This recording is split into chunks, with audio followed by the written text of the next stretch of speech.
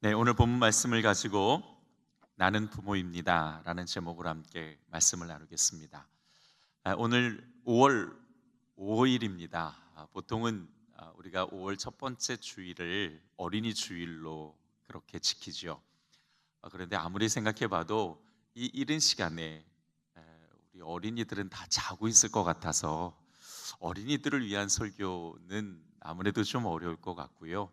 이 자리에는 여러분 부모이거나 또는 앞으로 부모가 되실 분들이 계시니까 과연 우리가 성경적으로 어떤 부모가 되어야 할까, 오늘 그 말씀을 함께 좀 나눠보도록 하겠습니다.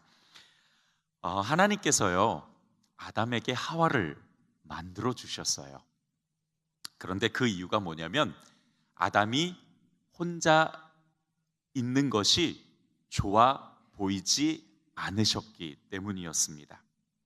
하나님께서 세상을 창조하신 후에 보시기에 좋았더라 라는 말씀을요 7번이나 하셨거든요. 그만큼 하나님이 만드신 세상은 완전하고 매우 아름다웠습니다. 좋다라는 말은요 완전하다라는 뜻이에요. 그러니까 하나님께서 만드신 세상은 하나님이 보시기에 좋았더라. 즉 다시 말하면 이 세상은 그렇게 다 완전한 모습을 가지고 있었다라는 거지요. 그런데 딱 한 가지 완전하지 않는 것이 있었는데 아담이 혼자 있는 것이었습니다. 완전하지 않다라는 것은요 다른 말로 해석을 하면 불완전하다라는 뜻입니다. 하나님께서 아담에게 하와를 만들어 주신 이유, 그것은 아담이 완전해지라고, 완전한 존재가 되라고 만들어 주신 것입니다. 자, 그렇게 본다면은요 하나님께서 나에게 허락해 주신 배우자는 나의 불완전한 모습을 완전하게 만들어 줄 수 있는 굉장히 매력적인 사람입니다. 인정이 안 되셔도 하나님은 틀림없이 그렇게 만드신 거예요. 그러니까 우리가 나의 아내를 바라볼 때, 또 나의 남편을 바라볼 때 하나님께서 허락하신 저 사람은 나의 불완전한 모습을 완전하게 만들어 주시기 위해서 하나님께서 계획하시고 나에게 보내주신 사람이야 라고 생각해야 된다라는 것이죠. 그런데 여러분, 가정도 마찬가지예요. 하나님께서 아담에게 하와를 만들어 주신 것은 곧 가정을 만들어 주신 것입니다. 우리에게 아내와 남편과 그리고 자녀들을 주신 그 이유는 뭐냐면 나의 불완전한 모습을 가정을 통해서 완전하게 만드시려는 계획이 있으신 겁니다. 나의 불완전한 모습을 다듬으시려는 하나님의 놀라운 뜻이 담겨져 있는 건데요. 사람은 사실 누구나 다 불완전하잖아요. 그런데 이 불완전하다라는 것은 또 다른 말로 해석을 하면 문제가 있다라는 뜻이기도 합니다.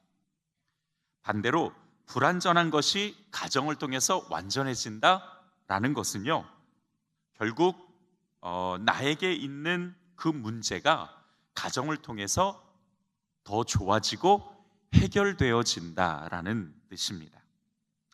여러분, 문제가 해결되어지면 어떤 마음이 드시나요?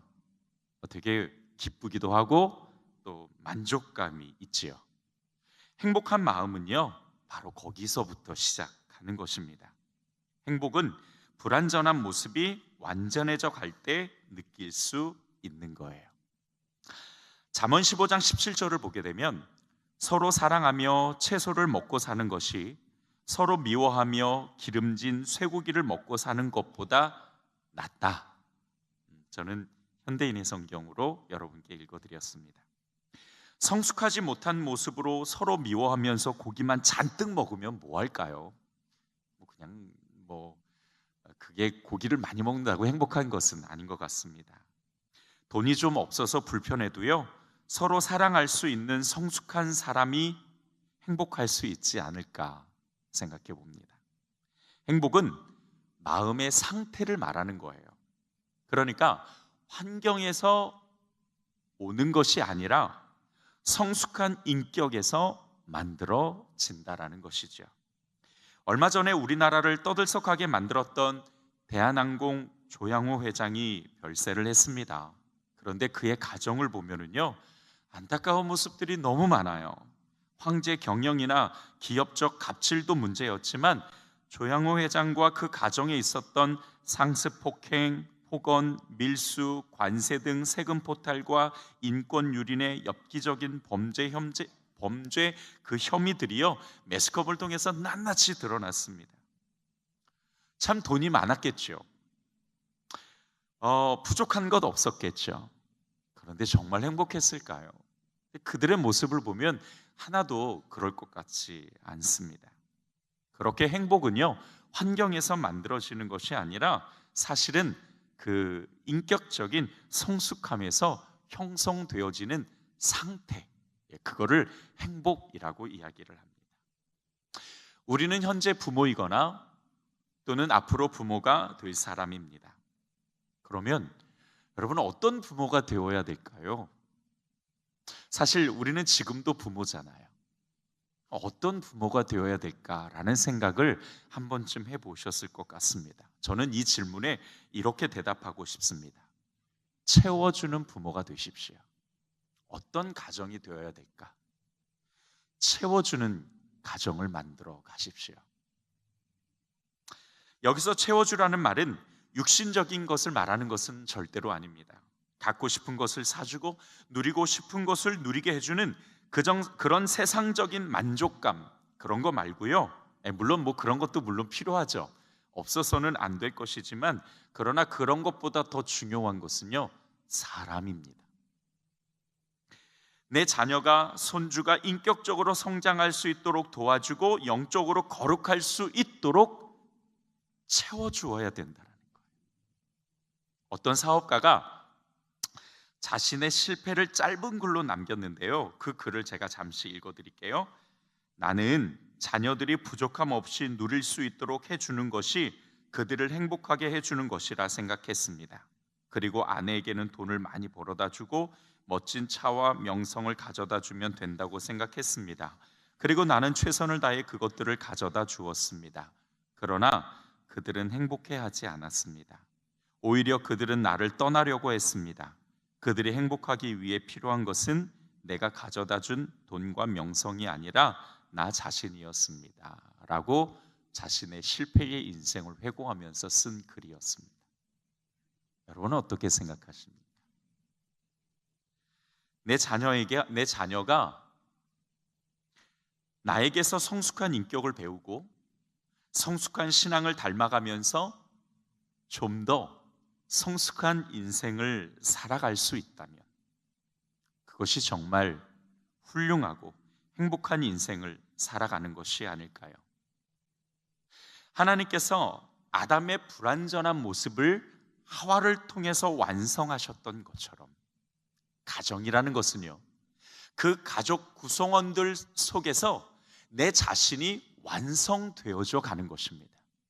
내 아내와 내 자녀를 통해서 내가 성숙하고 내가 달라지고 변화되어져 가는 거죠.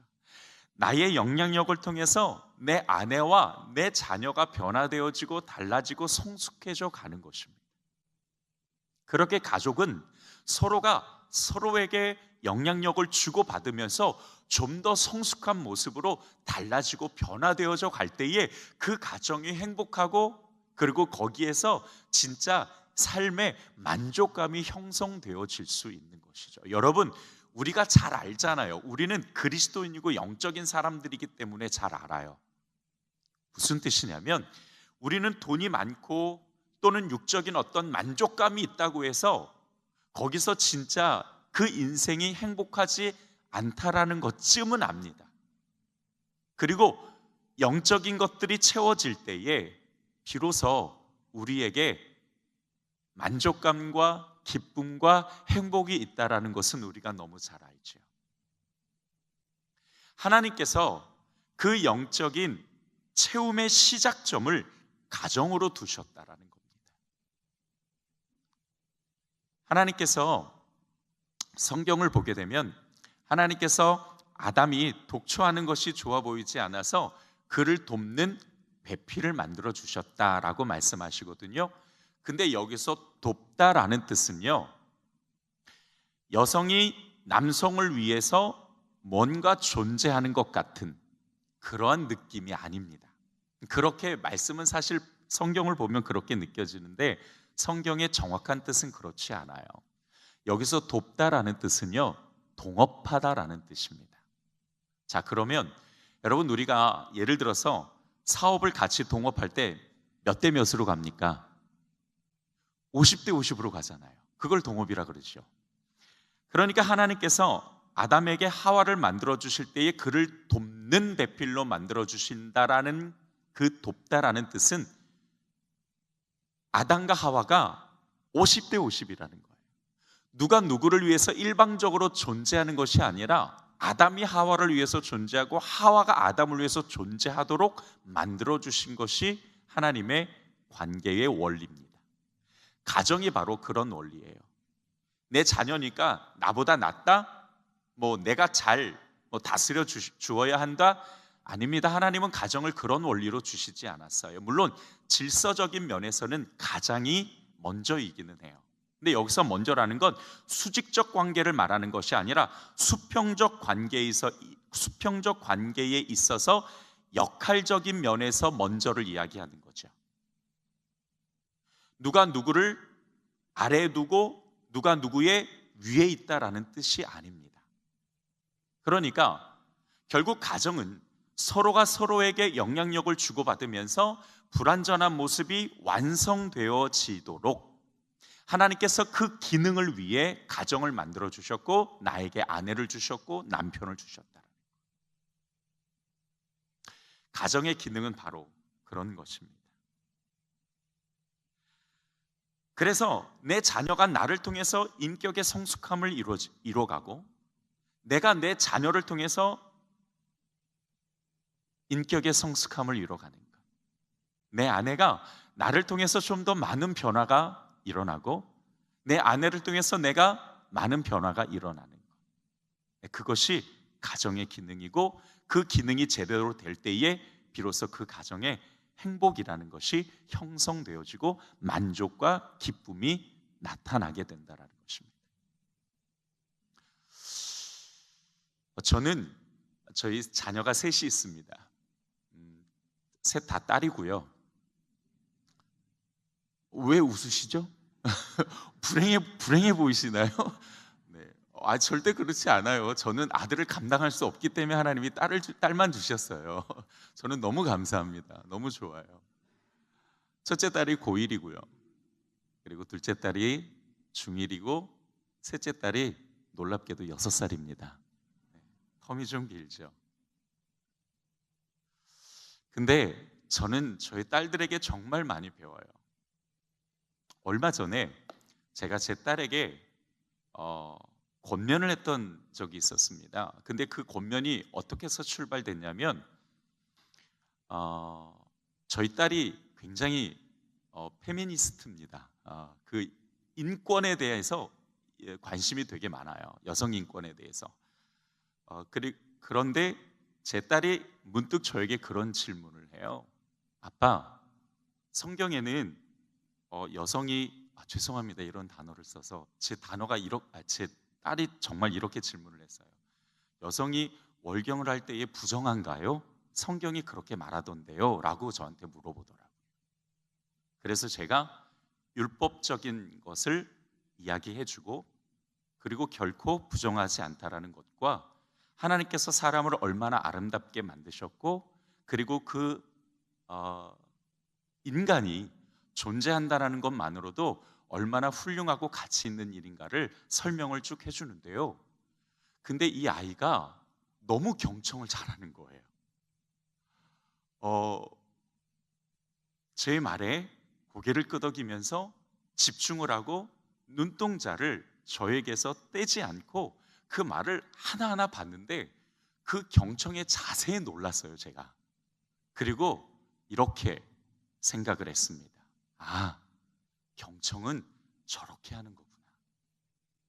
아빠 말이니까 좀 하다가 듣다가 뭔가 좀 자기 생각과 안 맞을 것 같으면 아빠 그건 아니죠 라고 얘기할 수도 있고, 또 때로는 그 말이 자기의 마음을 불편하게 할 수도 있으니까 인상을 찡그리거나 아니면은 뭐 다른 표정을 지을 수도 있는데, 전혀 그렇지 않는 거예요. 저는 굉장히 많이 경청의 자세를 그 딸을 통해서 다시 한번 점검해 볼 수 있었습니다. 저는 6살 딸을 통해서도 너무 많이 배워요. 그 6살 딸 아이는요, 굉장히 리액션이 좋아요. 예. 어제 히즈쇼를 보는 데에도 다른 아이들은 그냥 다 보는데 저희 딸만 노래가 끝나고 나면 우우우우우우 막 그렇게 함성을 부르면서 막 너무 좋아하고 즐거워하는 거예요. 근데 그 리액션이 얼마나 예뻐 보이는지 몰라요. 근데 저는 그거를 보면서 저렇게 반응할 수 있는 게 하나님을 기쁘시게 하는 것 아닐까. 우리가 찬양을 하고 예배할 때에 이 예배라는 것은 하나님의 은혜에 대한 우리의 반응이잖아요. 근데 목석같이 가만히 있는 것보다는 내가 박수치고 또 나의 표정을 아름답게 하고 하나님 앞에 더 감사하는 적극적인 마음을 가지고 하나님을 환호하고 하나님을 찬양하고 또 하나님께 리액션 한다면 와, 하나님이 더 좋아하실 것 같더라고요. 그 딸을 보면서 나도 저렇게 예배해야 되겠다라는 것을 배웁니다. 그러면서 좀 더 완성되어져 가는 거죠. 제가 작은 것을 말씀드렸지만 사실은 자녀들은 아버지와 어머니를 통해서, 그리고 부모는 그 자녀를 통해서 사실은 나의 불완전한 것의 많은 부분들을 채워갈 수 있습니다. 충분히 그럴 인격적인 성숙함이 있고 충분히 배울 점들이 많습니다. 우리가 좀 더 관찰하고 우리가 좀 더 그 아이를 존중해주고 우리가 그 아이의 다름을 인정해주고 그 아이를 사랑해준다면 충분히 보일 수 있는 모습들이에요. 가정은 하나님께서 그렇게 서로가 완성되라고 만들어주신 기능을 가지고 있다라는 사실이죠. 우리가 결코 이것을 잊어서는 안 됩니다. 그런데 우리 부모가 자녀들에게 꼭 주어야 될, 채워줘야 될 것들 또 하나가 있습니다. 아브라함에게 두 자식이 있었어요. 한 명은 아내의 몸종에서 난 이스마엘이었고 또 한 명은 아내 사라에게서 난 이삭이었습니다. 겉으로 보면은요 별로 큰 차이가 없었지요. 왜냐하면 이스마엘도 번창해서 큰 민족을 이뤘고 이삭도 번창해서 큰 민족을 이뤘거든요. 겉으로 보면은 둘 다 큰 민족을 이뤘기 때문에 다 잘 된 것 같아요.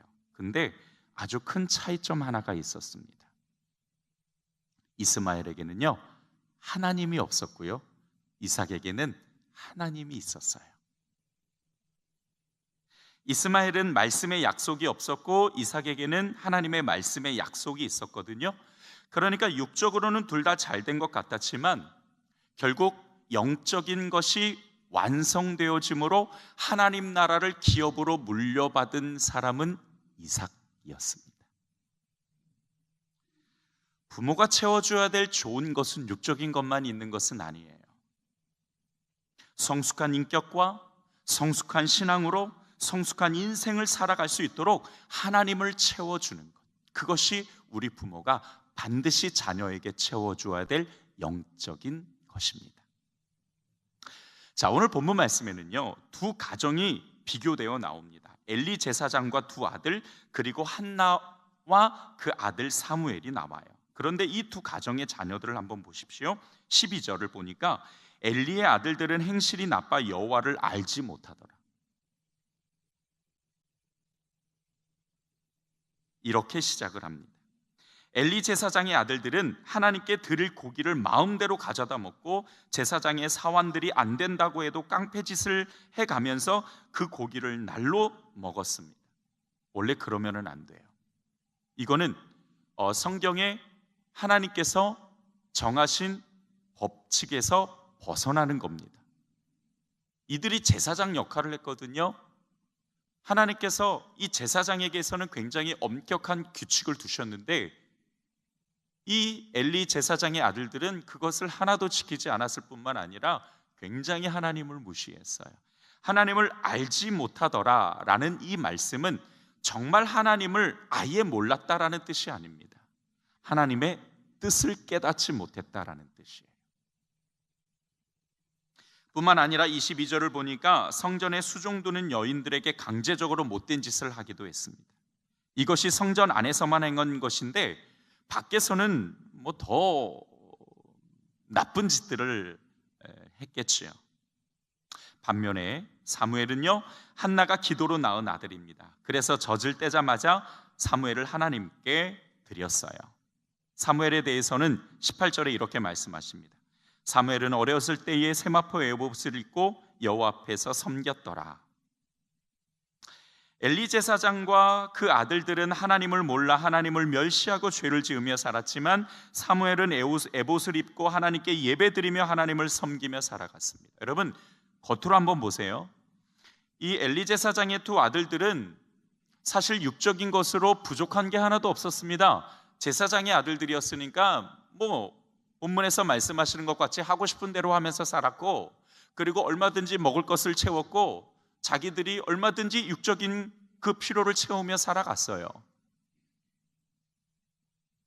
그런데 하나님을 몰랐습니다. 나중에 이들이 어떻게 될까요? 여러분이 상상하시는 모습 그대로입니다. 엘리 제사장의 두 아들과 한나의 아들, 우리는 이 두 아들뿐만 아니라 이 가정을 좀 함께 봐야 될 필요성이 있습니다.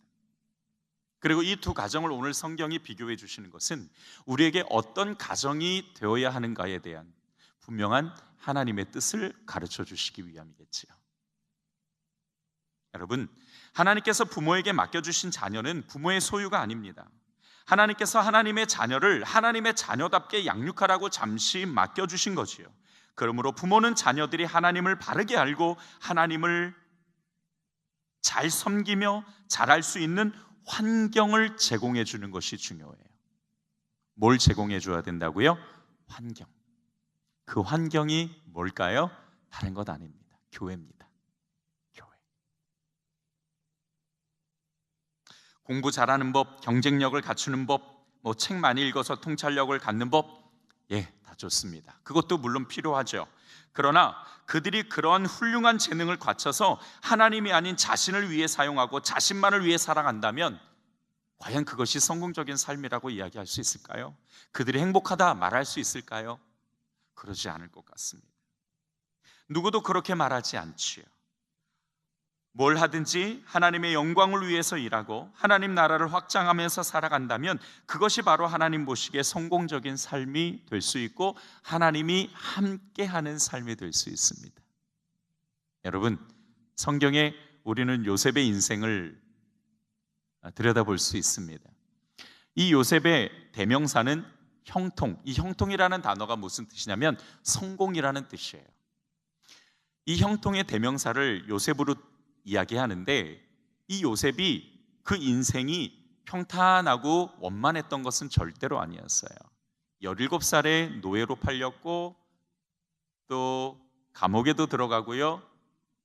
또 자기가 의지하고 믿었던 사람에게서 배반을 당하기도 하고, 그런데 그 모든 모습 속에서 그 인생의 그 역경과 더불어서 빠지지 않는 단어가 형통이라는 단어였어요.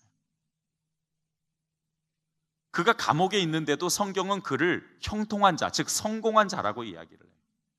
억울함을 당했는데도 성경은 그 요셉을 성공한 자라고 이야기를 해요. 노예로 팔렸는데도 그를 성공한 자라고 이야기를 해요. 왜 그러냐면 하나님이 요셉과 함께 하셨기 때문에, 그것이 형통의 기준이라고 성경은 이야기합니다. 여러분, 정말 우리 자녀들이 성공하기를 원한다면 그 성공은 육적으로 잘 먹고 잘 살고 잘 되는 것을 이야기하는 것이 아니라 그 인생이 하나님과 함께 할 수 있도록 만들어주는 것이지요. 그러므로 부모는 자녀들을 양육할 때에 하나님의 말씀과 하나님의 방법대로 해야 됩니다. 목사님, 제 자녀는 지금 다 커서 결혼했는데요. 그래도 자녀입니다. 그 자녀는 죽을 때까지 부모의 영향력을 받게 되어 있어요. 그게 하나님이 만드신 원리고 법칙입니다. 다 컸다고 이제 영향력 끝난 거 아닙니다. 다 컸어도, 여러분이 손주를 보셨어도 자녀는 아버지의 그 말 한마디에 생각을 바꾸고 마음을 바꿀 수 있는 영향력이 있더라고요. 그러니까 여러분은 여전히 그 영향력을 통해서 자녀들을 양육할 수 있는 겁니다. 내 자녀가 하나님과 함께 할 수 있도록 여러분이 많이 말씀해 주세요. 정말 성경이 말씀해 주시는 성공의 그 인생은 다른 것 아니라 하나님과 함께 하면서 하나님의 뜻을, 그 하나님의 업적을 이루어가는 것, 그것이 진짜 성공적인 삶을 살아가는 거다라고 말해 주십시오. 하나님이 함께 하시면 안 되는 일도 되지만 하나님이 없으면 되는 일도 안 되는 거예요. 우리가 너무 잘 알고 있습니다. 내 자녀가 스펙을 쌓고 또 내 자녀가 뭔가 육적인 그런 준비를 하는 것, 그것보다 먼저 하나님을 바르게 알고 그리고 하나님을 바르게 깨닫고 하나님과 함께 할 수 있는 그 신앙적인 영적인 삶이 무엇인지를 여러분께서 말씀해 주셨으면 좋겠어요. 제가 제일 안타깝고 속상한 게 한 가지 있어요. 부모가 잘못 양육해 놓고 나중에 머리 커서 자기 마음대로 안 되니까 비로소 그때야 하나님께 맡겨드립니다. 네, 버리듯 맡겨드리는 이런 모습들을 참 많이 봅니다. 그러면 하나님께서 고맙다 이렇게 받으실 것 같으세요? 절대 그렇지 않으시죠. 자녀들은 이미 갓난아이 때부터 부모와 연착관계를 통해서 평생 가지고 살아가야 될 성품과 재능과 가능성을 얻듯이 신앙도 마찬가지입니다. 어렸을 때부터 부모를 통해 하나님을 알고 하나님을 믿는 믿음을 형성해 갈 수 있도록 만들어 주어야 되고, 또 그 시기를 여러분이 놓쳤다 할지라도 앞서 말씀드린 것처럼 지금도 우리는 부모입니다. 그것은 곧 영향력을 가지고 있는 사람이라는 뜻이지요. 내 자녀가 세상적인 방법으로 세상 사람들과 똑같은 방법으로 살아가도록 그냥 그렇게 놔두지 마십시오. 하나님과 교제하고 하나님을 만나고 하나님께 영광 올려드리는 그 삶을 살아갈 수 있도록 여러분 한마디 더 해주시고 여러분의 삶을 통해서 보여주셨으면 좋겠습니다. 그랬을 때 하나님께서 내 자녀와 함께 하셔서 성공적인 삶을 살아갈 수 있도록 인도해 주신다는 것이죠. 자, 그렇다면 마지막으로 이제 우리가 부모로서 우리 자녀들을 바르게 양육하고 또 채움의 가정을 만들어가기 위해서 어떻게 해야 될까? 오늘 우리가 성경을 함께 찾아보면서 그 영적인 원리를 몇 가지만 나누고 마치도록 하겠습니다. 첫 번째로 따라서 합시다. 기도하는 부모가 되어야 한다. 사무엘상 1장 10절로부터 11절을 보게 됐습니다. 한나가 마음이 괴로워서 여호와께 기도하고 통곡하여 서원하여 이르되, 만군의 여호와여, 만일 주의 여종의 고통을 돌보시고 나를 기억하사 주의 여종을 잊지 아니하시고 주의 여종에게 아들을 주시면 내가 그의 평생의 그를 여호와께 드리고 삭도를 그의 머리에 대지 아니하겠나이다 라고 말합니다. 한나는 이렇게 기도로 사무엘을 낳았습니다. 사무엘이라는 그 이름의 뜻은요, 내가 여호와께 구하였다라는 말이에요. 지금 우리나라 말로 바꾸면 기도라는 뜻이 됩니다. 그러니까 그 이름을 기도라고 지은 거예요. 그만큼 그 아들을 위해서 참 많이 기도했다라는 것이죠. 여러분, 지금 세상이 얼마나 불안합니까? 우리 자녀들이 완악한 세상에서 올바른 길을 선택해 살려면 부모들의 기도가 참 많이 필요해요. 내가 자녀들의 안전과 인생을 책임질 수 있습니까? 내가 완전하게 내 자녀를 보호할 수 있습니까? 결코 그럴 수 없기 때문에 우리는 기도해야 됩니다. 특히 우리 아버지의 기도가 정말 중요해요. 우리 교회 어머니 기도회 있잖아요. 어머니 기도회도 있는데 저는 아버지 기도회도 꼭 생겼으면 좋겠어요. 아버지들의 기도가 더 중요합니다. 왜냐하면 하나님께서 그 가정의 질서의 첫 번째를 아버지로 두셨기 때문에. 여러분이 영적 가장이에요. 우리 아버지들은요, 여러분이 영적 가장입니다. 가정의 가장이기도 하지만 영적 가장이기도 합니다. 그렇기 때문에 영적 가장인 아버지를 통해서 기도가 가정에 들어가야 되고, 신앙이 들어가야 되고, 믿음이 들어가야 되는 거예요. 여러분은 돈을 벌어서 가정을 잘 먹여 살릴 책임만 있는 게 아니에요. 영적으로도 우리 자녀와 내 아내가 나를 통해서 믿음을 공급받고 영적인 것을 공급받아야 되는 책임도 있으시다고요. 오늘도 어떻게 마침도 장로중창단이 찬양을 하셨어요. 우리 장로님들 뿐만 아니라 우리 아버지들에게도 꼭 말씀드리고 싶습니다. 여러분이 영적인 것을 공급해 주셔야 돼요. 육적인 것을 공급해 주셨듯이. 그러니까 기도하셔야죠. 우리 아버지들 기도 많이 하셔야 돼요. 아멘. 그래서 그 기도를 통해서 내 가정이 함께 서로 보완되어지고 하나님이 만드신 그 가정의 기능처럼 서로가 온전해져 갈 수 있도록. 기도하는 어머니의 자녀는 망하지 않는다? 맞습니다. 기도하는 아버지의 자녀도 망하지 않습니다. 스펄전이라는 사람은요, 신학계의 가장 위대한 설교자로 당시 많은 사람들에게 큰 영향력을 끼쳤던 사람이었습니다. 그가 그렇게 큰 영향력을 미칠 수 있었던 것은 그 부모의 기도 생활 때문이었다라는 것을 다음과 같은 말로 고백하고 있습니다. 우리가 어렸을 때에 부모가 우리를 테이블 주위에 둘러 앉게 한 후 성경을 한 구절씩 읽어주시고 그 성경 말씀을 우리에게 가르쳐 주시던 일요일 저녁의 일들을 내가 얼마나 감사히 여기고 있는지는 말로 다 할 수 없을 정도입니다. 어머니의, 아버지의 말씀이 끝나면 그 다음에는 기도 시간으로 이어졌는데, 그때 부모님은 우리들에게 우리의 처지를 깨닫기까지, 그리고 주님을 찾게 되기까지 얼마의 시간이 걸렸는지에 대해 질문하십니다. 그런 다음에는 어머니의 기도로 끝을 맺습니다. 어머니의 기도 중 몇 마디 말씀은 아마 우리의 머리카락이 회색이 될 때까지도 잊혀지지 않을 것입니다. 우리 장로님들, 또 우리 성도님들, 다른 집에 딱 방문하시면 가장 먼저 뭐 하세요? 기도하세요? 맞습니다. 그러면 집에 들어가서는요? 집에 들어가서는 야! 부터 혹시 나오지는 않으세요? 집에 들어가셔도 기도 먼저 하셔야죠. 우리 자녀들이 누구에게 기도를 받습니까? 아버지에게 기도를 받아야죠. 어머니에게 기도를 받아야죠. 그러라고 여러분을 부모로 삼아 주셨습니까? 집에 들어가면은요, 가장 먼저 기도부터 하십시오. 그리고 내 자녀를 위해서 머리에 손을 얹고 기도해 주세요. 그를 안아주고 그를 위해서 단 5초, 10초만이라도 기도해 주십시오. 그 기도가 그 아이를 살리고 그 인생을 아름답게 세울 것입니다. 두 번째로, 하나님을 잘 섬기는 가정이 되어야 합니다. 사무엘상 1장 3절을 보면 한나와 그의 남편 엘가나는 매년 실로에 올라가서 하나님께 제사하며 예배를 드렸다라는 말씀이 나와요.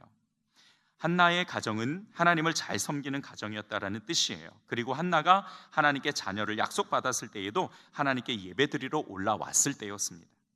가정이 하나님을 바르게 섬길 때에 하나님의 은혜와 복이 가득한 것이죠. 내 가정이, 내 자녀가 복된 삶을 살게 할 수 있는 방법, 다른 것 아닙니다. 하나님을 잘 알고 바르게 섬기는 법을 가르치고 습관 들이게 하면 되는 거죠. 하나님을 예배하는 삶을 훈련하고 하나님 중심된 삶을 살도록 가르쳐 주시라는 거예요. 여러분은 예배 안 나가면서 자식에게 너는 예배 나가라 그러면 내 자식들이 네 나가겠습니다 라고 가던가요? 절대 가지 않아요. 우리 자녀들은요, 부모의 행동을 보고 배웁니다. 내가 기도하지 않는데 내 자녀가 어떻게 기도해요? 내가 말씀 보지 않는데 내 자녀가 어떻게 말씀 봐요? 내가 하나님과 동행하지 않는데 어떻게 내 자녀가 하나님과 동행합니까? 그거를 바라신다면 여러분, 너무 욕심이세요. 그렇지 않아요. 하나님께서 만들어주신 가정은요, 서로가 서로에게 영향력을 주고받으라고 만들어주셨다라는 것을 여러분 꼭 기억하십시오. 그러면 내 행동, 내 말 한마디 하나가, 행동 하나하나가 내 자녀들에게는 삶의 이정표가 되고 신앙의 이정표가 될 수 있는 것이지요. 기도하는 척이라도 좋아요. 말씀 있는 척이라도 좋아요. 보여주시라는 거예요. 그리고 그들에게 여러분이 느끼고 깨달은 그 말씀을 이야기해 주세요. 야, 내가 오늘 성경 봤는데 성경에 하나님이 세상을 이렇게 사랑하셨다라고 말씀하시더라. 아, 어떻게 그렇게 당신의 독생자 아들을 우리를 위해서 내어주셨을까? 난 그거를 읽을 때마다 그렇게 마음이 뭉클하다. 그렇게만 이야기해 주셔도 내 자녀는 그 이야기를 결코 흘려듣지 않을 겁니다. 왜? 아버지의 말이니까, 어머니의 말이니까. 내 가정, 내가 먼저 하나님을 잘 섬기는 모습을 보여주어야, 내가 먼저 하나님과 동행하는 모습을 보여주어야 내 자녀도 하나님을 잘 섬기고 내 자녀도 하나님과 동행할 수 있습니다. 마지막 세 번째로, 자녀가 하나님보다 우선순위가 되면 안 됩니다. 엘리 제사장이 하나님을 섬기는 사람임에도 불구하고 그의 자녀들은 왜 그렇게 되었을까? 분명한 이유가 있는데요. 29절을 보면 너희는 어찌하여 내가 내 처소에서 명령한 내 재물과 예물을 받으며 내 아들들을 나보다 더 중히 여겨 내 백성 이스라엘이 드리는 가장 좋은 것으로 너희들을 살찌게 하느냐라고 말씀하세요. 하나님께서 말씀하시는 거예요. 그러니까 엘리 제사장은 하나님보다 아들들을 더 중요하게 생각하고 하나님보다 자녀들을 더 사랑했던 거예요. 자녀를 사랑하지 않는 부모는 없습니다. 하지만 자녀가 우상이 되어서는 안 된다라는 거예요. 하나님보다 더 사랑하는 대상이 되어서는 안 된다라는 것입니다. 하나님보다 더 우선순위가 되어서는 안 된다라는 거예요. 그러면 우리 자녀의 인생을 망하게 만드는 일이에요.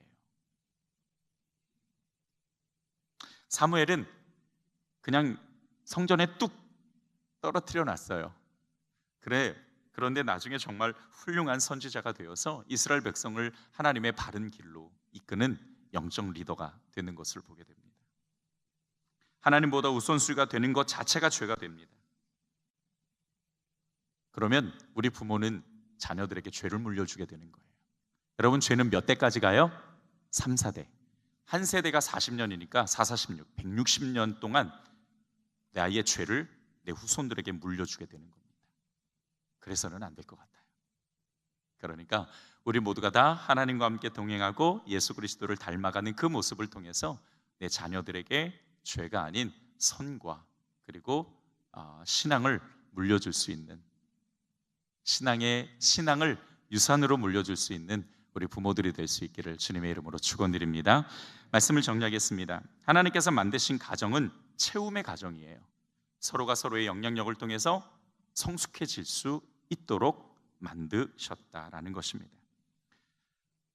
우리가 만들어야 될 가정, 또 우리가 양육해야 될 그 자녀들을 우리가 기억하면서 오늘 본문에서 함께 나눈 원리들을 잘 기억해 주셨으면 좋겠습니다. 기도하는 부모, 하나님을 잘 섬기는 부모, 그리고 자녀가 아닌 하나님을 우선순위로 하는 부모. 여러분, 그렇게 영적인 것을 물려줄 때에 내 자녀가 영적으로 성공적인 삶을 살아가고, 영적으로 성공적인 삶을 살아가는 건 육적으로도 성공적인 삶을 살아갈 수가 있습니다. 왜냐하면 하나님이 함께 하시니까. 그렇게 영적인 것을 채워줄 수 있는 부모가 되기를 다시 한번 주님의 이름으로 축원드립니다.